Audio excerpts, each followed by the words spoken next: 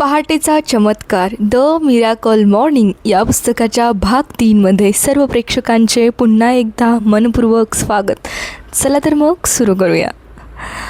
अनुभवांती काही बहुमूल्य जीवन धडे शिकवल्यावर आता वेळ आली होती ती माझ्या संकटातून इतरांना प्रेरणा व स्फूर्ती देण्याची. शाळा कॉलेजेसमधून मी भाषणे द्यायला व माझी कथा सांगायला सुरुवात केली. विद्यार्थ्यांकडून व शिक्षकांकडून मिळणारा प्रतिसाद अतिशय सकारात्मक होता.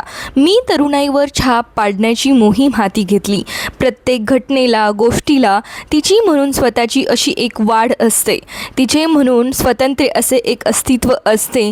धीर धरा, जे घडतं आहे ते आपल्या गतीनं घडू द्या. मुख्य म्हणजे तुम्ही स्वतःवर विश्वास ठेवा. खरं तर या मार्गानेच तुमच्या अडचणी सोडवण्याबद्दलचा आत्मविश्वास वाढत जाईल आणि लोकांतात आपला एकांत साधणेही तुम्हाला हळूहळू जमायला लागेल. एक लक्षात ठेवा, आयुष्य हे नेहमी योग्य मार्गानेच पुढे पुढे जात असते. 2000 साल उजाडले. माझा सन्मित्र जॉन बेगहॉफ याने मला माझ्या अपघाताबद्दल लिहायला व इतरांना प्रेरणा द्यायला प्रोत्साहन दिले. त्यामुळे मी लिहू लागलो, परंतु लगेच थांबलो देखील. मी काही लेखक नाही, पुस्तक तर सोडाच, पण शाळेत साधे निबंध लिहिणेही मला अवघड गेले होते. वारंवार प्रयत्न करूनही वैतागून शेवटी कॉम्प्युटरच्या स्क्रीनकडे बघत बसण्याची पाळी यायची.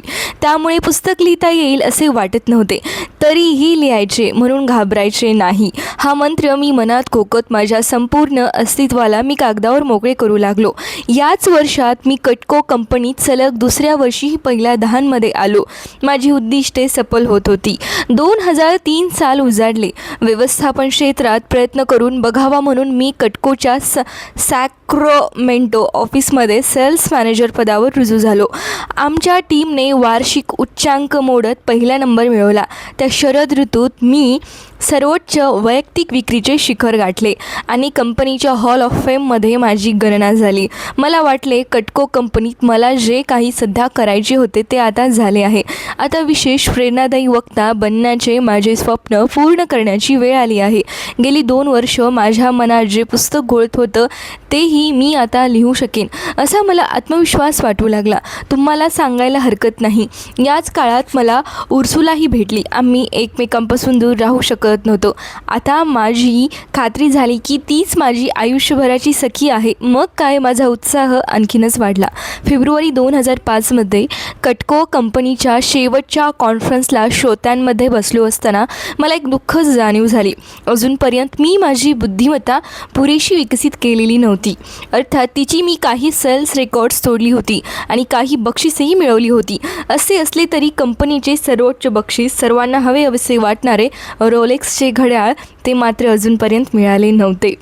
वर्षाला उशिरा सुरुवात झाली असली तरी माझ्या सर्वोत्तम वर्षापेक्षा दुप्पट सेल्स करण्याचे लक्ष्य मी ठेवले. मी खूप घाबरलो होतो, पण प्रतिबद्ध होतो. मी असाही विचार केला की आता माझे पुस्तक लिहून माझी कथा जगाला सांगणे हे माझे कर्तव्यच आहे. मी 365 दिवस सलग काम केले, सेल्सचे व लिखाणाचे. माझे सुखवस्तू पण सामान्य जग ज्यात मी माझे पूर्ण आयुष्य जगलो ते सोडून असामान्यतेत प्रवेश करायला मी अगदी उत्सुक झालो होतो. वर्षाखेर मी माझी दोन्ही उद्दिष्टे साध्य केली. माझ्या आधीच्या सर्वोत्तम वर्षाची विक्री दुप्पट करणे व पहिले पुस्तक लिहून पूर्ण करणे. तुम्ही जेव्हा एखाद्या गोष्टीची बांधिलकी स्वीकारता तेव्हा खूप काही साध्य होऊ शकते. 2000 सालचा वसंत ऋतू. माझे पहिले पुस्तक taking life head on, how on love the life file you create the life of your dreams हे ॲमेझॉनच्या सर्वोच्च विक्रीच्या यादीत 7वे आले. त्यानंतर जे घडू नये ते घडले. माझा प्रकाशक माझी 100% रॉयल्टी घेऊन देश सोडून पळून गेला. त्याच्याबद्दल नंतर कधीही काही कळले नाही. माझे आईबाबा हबकून गेले, पण मी नाही. माझ्या कार अपघातापासून मी एक गोष्ट शिकलो होतो की आपण आयुष्यातल्या ज्या गोष्टी बदलू शकत नाही त्याबद्दल उगीच दुःख करण्यात काही अर्थ नसतो. त्यामुळे मी त्यावर काही प्रतिक्रिया दिली नाही. आपल्या आव्हानांपासून आपण काय शिकू शकतो यावर लक्ष केंद्रित करून व त्यापासून आपण दुसऱ्यांच्या आयुष्याला कसा अर्थ देऊ शकतो याचा विचार करून आपण कुठलेही संकट संधीत बदलू शकतो. मग मी तसेच केले. सप्टेंबर 2006मध्ये चाळीशीतल्या एका अर्थ सल्लागाराने मला विचारले की मी त्याला जीवनात व धंद्यात यशप्राप्तीचे प्रशिक्षण द्यावे. खरे तर जवळजवळ शून्य ज्ञान असताना मी त्याला हो म्हणालो. मी ह्या प्रशिक्षण प्रक्रियेच्या प्रेमातच पडलो. माझ्या पहिल्याच ग्राहकास त्याच्या जीवनात व धंद्यात चांगले परिणाम दिसून आले. एक प्रशिक्षक म्हणून अगदी उत्कटतेने मी त्यांना शिकवत होतो. 26व्या वर्षी एक व्यावसायिक प्रशिक्षक म्हणून मी यशस्वी होण्याची अजिबात शक्यता नव्हती, पण माझ्या जीवनविषयक तत्वात ते बसत असल्याने मी करीत राहिलो. माझा कोचिंग पेशा बहरत गेला आणि मी पुढे जाऊन शेकडो उद्योजकांना, विक्रेत्यांना व धंदा मालकांना प्रशिक्षण दिले. नंतर लवकरच मला boys and girls club of America यांची त्यांच्या नॅशनल कॉन्फरन्ससाठी विशेष वक्ता नेमले आणि तिथे मी माझे पहिले पैसे घेऊन भाषण दिले. जरी 1998 पासून मी विक्रेता, व्यवस्थापक व अधिकारी वर्ग यांनी भरलेल्या श्रोतवृंदांसमोर भाषणे देत असलो तरी माझी आगळी केशभूषा, तरुण दिसणे, यो पाल हाल या टोपण नावामुळे मी ठरवले की मी तरुणाईला साथ घालावी. मी स्थानिक शाळा, कॉलेजेसमध्ये भाषणे द्यायला व माझी कथा सांगायला सुरुवात केली. 2007मध्ये अमेरिकन अर्थव्यवस्था कोसळली आणि माझे जीवन उद्ध्वस्त झाले. माझी कमाई जवळजवळ अर्धी झाली. माझ्या ग्राहकांना प्रशिक्षण परवडनासे झाले. मला घरांच्या बिलांसहित इतर बिले भरता येईनाशी झाली. माझ्यावर $42,05,000 कर्ज झाले आणि मी अगदी निराश झालो. शारीरिक, मानसिक, भावनिक, आर्थिक बाबतीत मी अगदी तळ गाठला होता. माझे जीवन पुन्हा रुळावर कसे आणावे या विचारांनी मी अशक्यप्राय प्रश्नांची उत्तरे विचारीपणे शोधण्याचा प्रयत्न केला. मी स्वमदत पुस्तके वाचली, परिसंवाद ऐकले, प्रशिक्षक नेमला, पण कशाचा काही उपयोग झाला नाही. 2008ची गोष्ट. यावर्षी माझे आयुष्य पुन्हा मार्गी लागू लागले. याचे कारण म्हणजे माझा एक जवळचा मित्र. मी माझ्या वर्तमानकालीन परिस्थितीबद्दल त्याच्याशी बोललो. माझी सगळी कहाणी ऐकून तो विलक्षण गंभीर झाला. आमच्या दोघांत झालेला संवाद पाहण्यासारखाच आहे. त्याने मला विचारले, तू पहाटे लवकर उठून व्यायाम करतोस? छे, काहीतरीच काय. मी सकाळी कसाबसा बिछाण्यातून उठतो. मग आता उद्यापासून लवकर उठ आणि धावणे सुरू कर. त्यामुळे तू ताजातवाना तर राहशीलच, पण तुझे विचार अधिक सुस्पष्ट होतील. तुला बरे वाटू लागेल. ते ऐकून मी गप्प झालो. सकाळी लवकर उठणे आणि ग्राउंडवर पळायला जाणे या साऱ्या गोष्टी मी तोपर्यंत कधीच आचरणात आणल्या नव्हत्या. बहुधा त्याने माझी मनस्थिती ओळखली असावी. तो म्हणाला, हे बघ, मला माहिती आहे की तुला पहाटे लवकर उठण्याची आणि धावण्याची, व्यायाम करायचा कंटाळा आहे, पण तुला तुझ्यात परिवर्तन घडवायचे असेल तर तुला पहाटे उठायलाच हवे. त्यातून खूप काही साध्य होईल. तो बराच वेळ बोलत होता. मग मी त्याचा सल्ला मानला आणि दुसऱ्या दिवसापासून लवकर उठून मैदानावर गेलो. मी घड्याळ लावून धावायला सुरुवात केली. ग्रेट अनुभव. त्याविषयी अर्थात मी पुढे लिहिलेच आहे. एक मात्र खरे की आयुष्याला वळण देणारी ती घटना होती. मी आजूबाजूला पाहिले. प्रत्येक जण व्यायामात, योगात, पोहण्यात, नानाविध कसरती करण्यात, सायकलिंगमध्ये व्यस्त झालेला होता. ते पाहून माझा उत्साह अधिकच वाढला. या ग्राउंडवर मला भारतीय संस्कृती व तत्त्वज्ञान यांचा एक अभ्यासक भेटला. तो तिथला कोच होता. त्याच्या उद्गाराने मला अंतर्मुख व गंभीर केले. तेच मी तुम्हाला सांगतो आहे. यावर मोठ्या गंभीरतेने विचार करा. तो मला म्हणाला, तुम्ही तुमचे आयुष्य अतिशय गंभीरपणे पुढे नेले पाहिजे. अंमली पदार्थापासून तुम्ही संपूर्णतः मुक्त झाले पाहिजे. आपले शरीर हे अतिशय संवेदनशील असले पाहिजे. एक लक्षात घ्या, आपण जेवणामध्ये तृप्ती पाहतो, लैंगिकतेत, पिण्याच्या गोष्टी जास्तीत जास्त सुख पाहतो. त्यामुळे आपले शरीर अतिशय मंद, अवजड आणि कर्कश होऊन जाते. तुम्हाला हे समजले पाहिजे. तुम्हाला कमी जेवणातील वस्तुस्थिती जर पाहता आली तरच तुमच्या शरीराला स्वतःची बुद्धिमत्ता जाणता येईल. जर तुमचे शरीर सहजपणे सजग होत असेल तर मग ते खूप मोठ्या प्रमाणात एखाद्या सुंदर फुलासारखे संवेदनशील राहील. हीच गोष्ट आपल्या हृदयाविषयी सांगता येईल. ती अशी की जे हृदय कधीही दुखावले जात नाही ते दुसऱ्या हृदयाला कधीही दुखावत नाही. स्वतः दुखावले न जाणे आणि इतरांना न दुखावण्याची कोमलता असणे यातच आपल्या हृदयाची निष्पन्नता असते. ज्या मनामध्ये कोणतीही भीती किंवा सुखाच्या मागण्या नसतात ते मन झाडे, सुंदर चेहरे, निष्पाप मुले, पाण्याचे झरे, भव्य पर्वत आणि हिरव्यागार दऱ्याखोऱ्यांचे सौंदर्य योग्यपणे पाहू शकेल.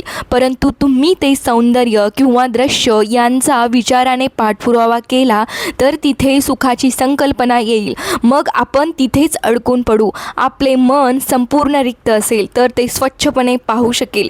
यातूनच मी व्यक्ती विकासाची आगळी वेगळी पद्धत बनवायला मी प्रेरित झालो.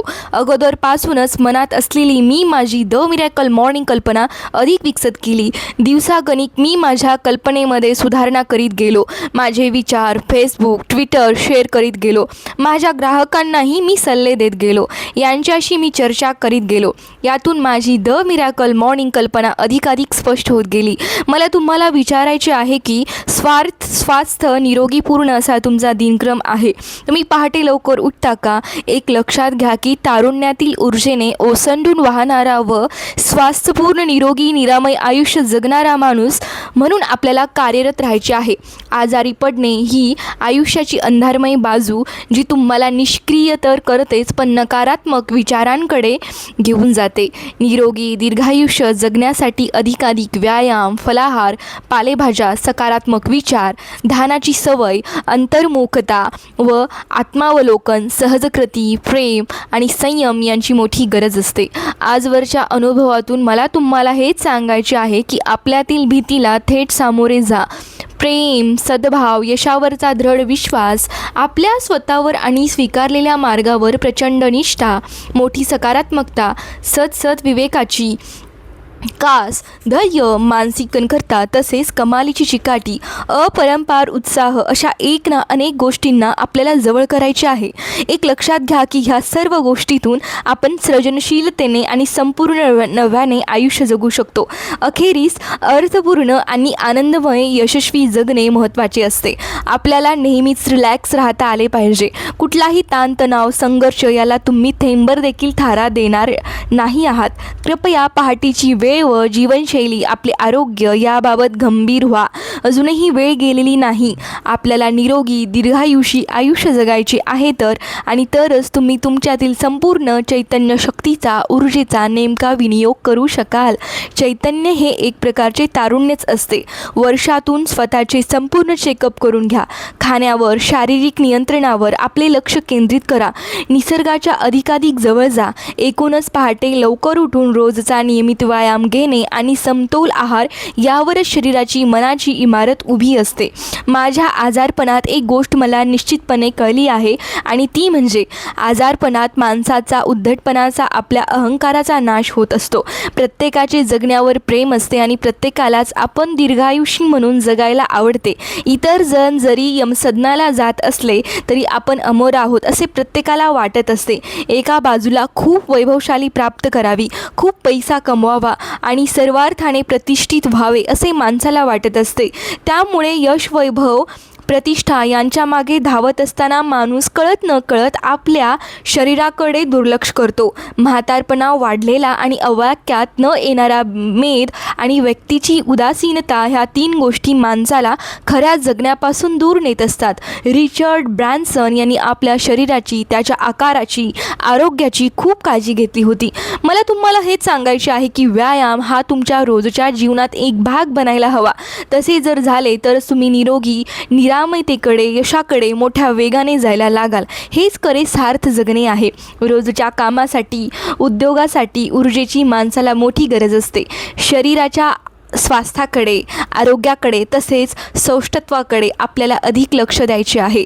म्हणूनच म्हणतो पहाटेच्या जीवनशैलीला नीट जाणून घ्या. खरे तर यातून आपल्याला शारीरिक, मानसिक विकास साधायचा आहे. एक लक्षात घ्या की शरीरावर तुमचे असणारे नियंत्रण उच्च क्रियाशील जीवन कसे जगावे हे सतत दर्शवत असते. एकूणच आपल्या अंतर्बाह्य प्रतिमेला, चारित्र्याला, व्यक्तित्व शैलीला आपल्याला वैशिष्ट्यपूर्ण आकार द्यायचा आहे. पहाटे उठून मोकळ्या हवेत आणि निसर्गाच्या सहवासात फिरायला जाणे, जलद चालण्याचा सराव करणे, शरीराची लवचिकता प्राप्त करणे आणि या सर्वातून आपल्या मनाचा विस्तार साधणे, अशा एक ना अनेक गोष्टी आपल्याला साधायच्या आहेत. अर्थात या साऱ्या गोष्टी मुद्दाम घडवून आणाव्या लागणार आहेत.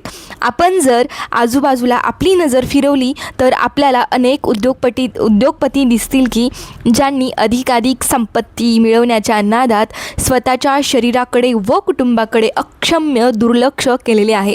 पहाटेचा नियमित व्यायाम, ध्यान, योग्य आहार व नियमित औषधे यातून आपल्याला शारीरिकदृष्ट्या अधिक तंदुरुस्त राहता येते. आरोग्यासह आपल्या डाएटबाबत आपण जागरूक राहणे आवश्यक आहे. ब्लड प्रेशर तसेच डायबिटीज यांनी शरीरावर आक्रमण केल्याने बरेच लोक तणावाखाली जगताना आपल्याला दिसतील. ताण वाढल्यावर हेच आजार बळावतात, परिणामी हृदयावर त्याचा परिणाम होतो. भारतातील वृद्धत्वाकडे झुकलेले काही स्त्री पुरुष अगदी अजागळ, जाडजूड आणि प्रमाणाबाहेर सुटलेले आपल्याला दिसतील. काही जण मात्र पहाटे लवकर उठून ध्यान आणि व्यायाम तसेच मिताहार यातून सुखी समाधानी आयुष्य जगताना आपल्याला दिसतात. तुम्ही मात्र पहाटेचा चमत्कार पाहायला विसरू नका. पहाटे उठून जे व्यायामासाठी वेळ काढत नाहीत त्यांच्यासाठी आजारपण मुद्दाम वेळ काढते. व्यायामातून शरीराला आकार येत असतो आणि वजनही नियंत्रणात येत असते. जॉगिंग, स्विमिंग, वॉकिंग, वेगवेगळे खेळ, हेवी एक्सरसाइज, एरोबिक्स, डान्स, योगासन तसेच प्राणायाम अशा प्रकारांपैकी आपल्या प्रकृतीला स्वभावाला जो प्रकार योग्य असेल तो व्यायाम प्रकार आपण निवडायला हवा आणि त्यातून हळूहळू प्रगती साधायला हवी. त्याचबरोबर शांत व विवेकशील मन व शरीर आपल्याला विकसित करायचे आहे. प्रत्येक कार्यात तरल, सावधानता व संवेदनशीलता हवी. निरोगी मन व शरीर यासह अधिक कार्यक्षमतेने आपल्या ध्येय दिशेने जायचे आहे. हे फक्त पहाटे उठून मी सांगितलेल्या 6 सवयी सेवर्स आचरण्यात आणण्यास सुरुवात करा. या सवयी अंगीकृत केल्यामुळे अनेक गोष्टी सहज शक्य होतील. प्रयत्न तर करून बघा, तुमचे अवघे आयुष्यच बदलून जाईल. खालील गोष्टी लक्षात ठेवा. आपण आपल्या शरीराबाबत, मनाबाबत सतत राहिले पाहिजे. अनेकदा आपण आपल्या शरीराला गृहीत धरतो तसे करू नका. आरोग्यासह आपल्या डाएटबाबत आपण जागरूक राहणे आवश्यक आहे. व्यायाम हा रोजच्या जीवनाचा एक भाग बनायला हवा. व्यायामाचा प्रकार आपल्या प्रकृतीनुसार निश्चित करा. शरीर संपदेत बदल झाला की यशमार्ग अधिक सुकर होतो. शरीरावर तुमचे असणारे नियंत्रण उच्च क्रियाशील जीवन कसे जगावे हे सतत दर्शवत असते. आपला हेल्थ इन्शुरन्स प्लॅन आजचा निश्चित करा. दरवर्षी आपल्या शरीराचे मेडिकल चेकअप करून घ्या. पहाटे उठून ध्यान आणि नियमित व्यायाम तसेच मिताहार यातून सुखी समाधानी आयुष्य जगता येणे शक्य आहे. निरोगी निरामय शरीराबाहेर शांत व विवेकशील मन आपल्याला विकसित करायचे आहे. प्रकृतीकडे, व्यायामाकडे तुम्ही दुर्लक्ष केले तर रोग आपल्याकडे अधिक लक्ष देतो. तुम्ही तुमच्या जीवनाचा विचका केला असेल तर आजच बदला. उद्या नको. तुमच्या मनाला अनिश्चितता असेल तर ती का आहे ते शोधून काढा. निश्चित राहा. तुमचे विचार करणे सरळ नसेल तर ते सरळ तर्कानुसार ठेवा. लक्षात घ्या की तुम्ही कसा विचार करता, का विचार करता, तुम्ही इतरांबरोबरच्या संवादात कसे वापरता, रोजच्या व्यवहारात तुम्ही लोकांशी कसे वागता, त्यांच्याशी कसे बोलता, लोकांनी तुम्ही कसे वागवता, एकूणच तुम्ही कसे चालता, कसे जेवता, ह्या सर्वच कर्माचे तुम्हाला जर भान असेल किंवा तुम्ही तुमच्या सावधानतेचे निरीक्षण केलेत तर मग तुमचे मन तुम्हाला फसवणार नाही. कारण फसगत होण्यासारखे काही राहणार नाही. मग मनाचे स्वरूप बदलेल. अशा वेळी आपले मन कमालीचे प्रशांत, लवचिक, संवेदनक्षम आणि कव्याल्यात असते. या अवस्थेत कसली वंचना नसते, कसलाच भ्रम नसतो. तारुण्य, वैमन्यमयता, सळसळता उत्साह, मनमोकळे हास्य आणि प्रांजलता यासह सदृढ शरीराने आपल्या सर्वांना जगता आले पाहिजेच. त्यासाठी शरीराकडे, आपल्या आरोग्याकडे जाणीवपूर्वक व अंतर्मुखतेसह गंभीरतेने पाहिले पाहिजे. जोर बैठका काढणे, रोज किमान अर्धा तास चालणे, जिमला नियमित जाणे तसेच पोहणे वा अन्य खेळ, फुटबॉल, बेसबॉल खेळणे ही आजची निकड झाली आहे. व्यायामाची विविध प्रकार आहेत. आपण आपल्या आवडीनुसार, प्रकृतीनुसार एखाद्या व्यायाम प्रकारासह खेळण्याची निवड करू शकतो, पण त्यात सातत्य राखणे गरजेचे आहे. एकूणच आपण पहाटेच्या चैतन्यासह उत्साह व संवेदनशीलता यांनी जवळ करायला हवे. चालताना तुमची मान व पाठ सरळ राहील याची काळजी घ्या. वृद्धत्वाचा विचार हा नकारात्मक विचार आहे. हे मनाशी ठरवा. या विचारांना मनाच्या आत शिरू देऊ नका. ध्यानाची, शांत बसण्याची सवय मनाला लावून घ्या. विशाल असीम अवकाश, प्रगाढ शांतता, तसेच अवकाशाची व्यापकता, निसर्गाच्या निकट सहवास या गोष्टी आपल्या मनाला अधिकाधिक विकसित करतात.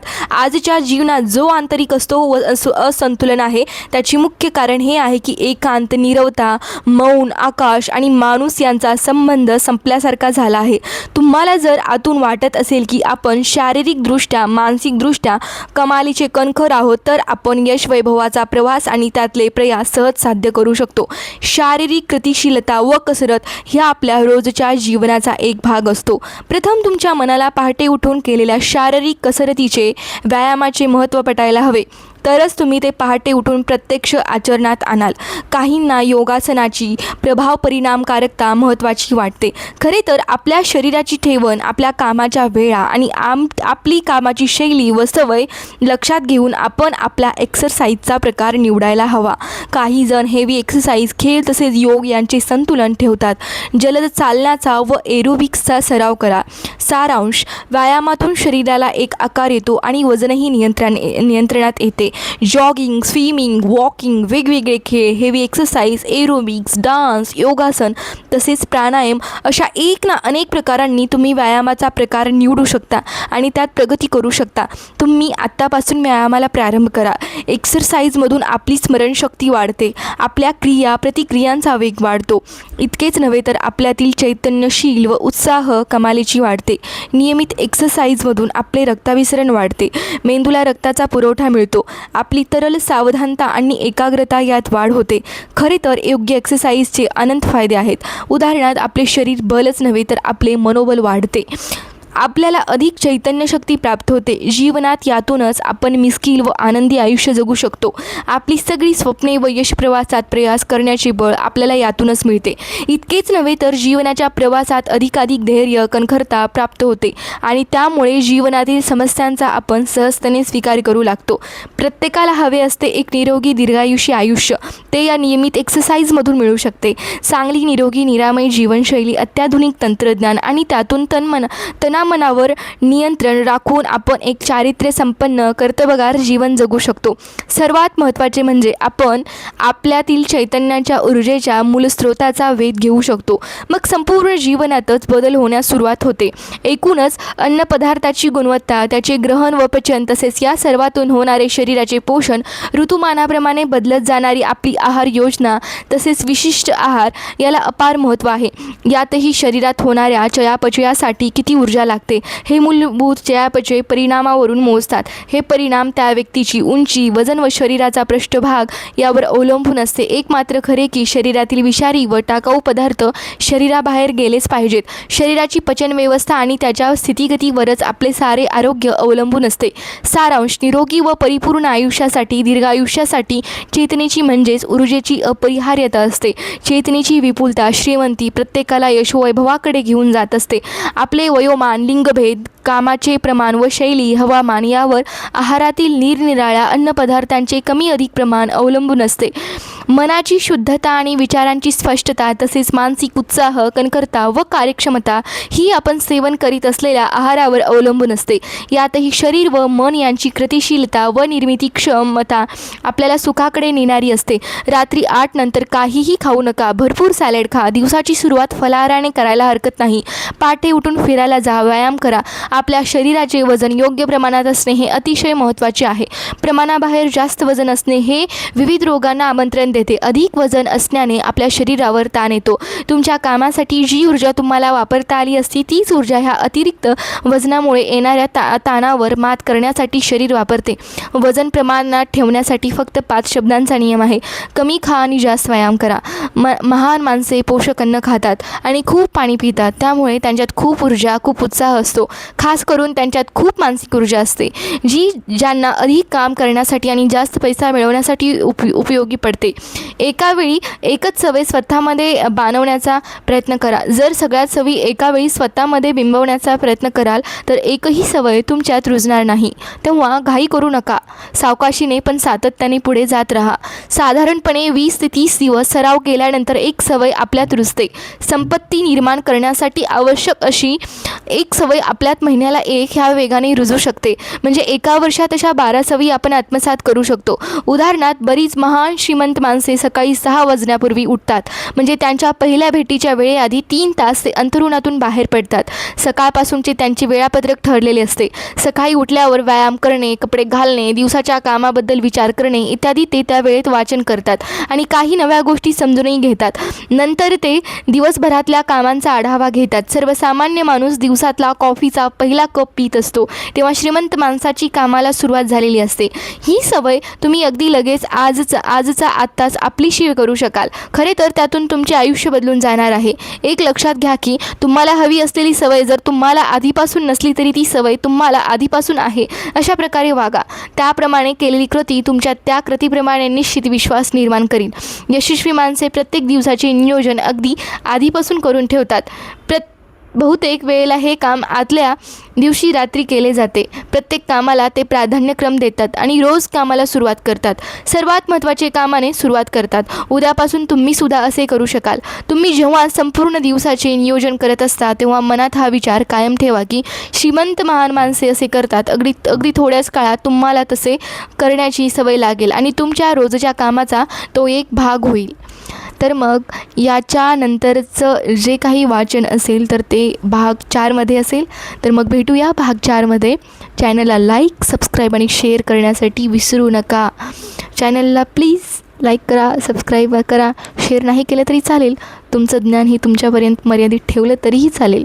आणि मनापासून माझी कळकळीची विनंती अशी आहे की जर तुमच्याकडे पुस्तके वाचण्यासाठी वेळ नसला तरी पुस्तके ऐकण्यासाठी हा वेळ नक्कीच असतो.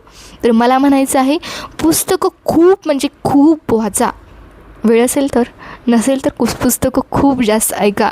पुस्तकं ऐकण्यासाठी फक्त कानामध्ये इयरबड्स टाकले आणि व्हिडिओ ऑन केला तरीही आपल्या ज्ञानामध्ये, आपल्या विचारांमध्ये खूप मोठ्या प्रमाणात बदल घडू शकतो.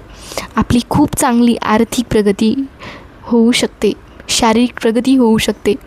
आपल्याला जे काही यश हवं आहे, आयुष्यामध्ये जी प्रगती हवी आहे ती साध्य होऊ शकते. आणि ते साध्य होण्यासाठी फक्त एकमेव असा सोर्स आहे, ते म्हणजे खूप पुस्तके वाचणे किंवा खूप पुस्तके ऐकणे. बस इतकंच. चला तर मग भेटूया भाग 4मध्ये. तोपर्यंत बाय.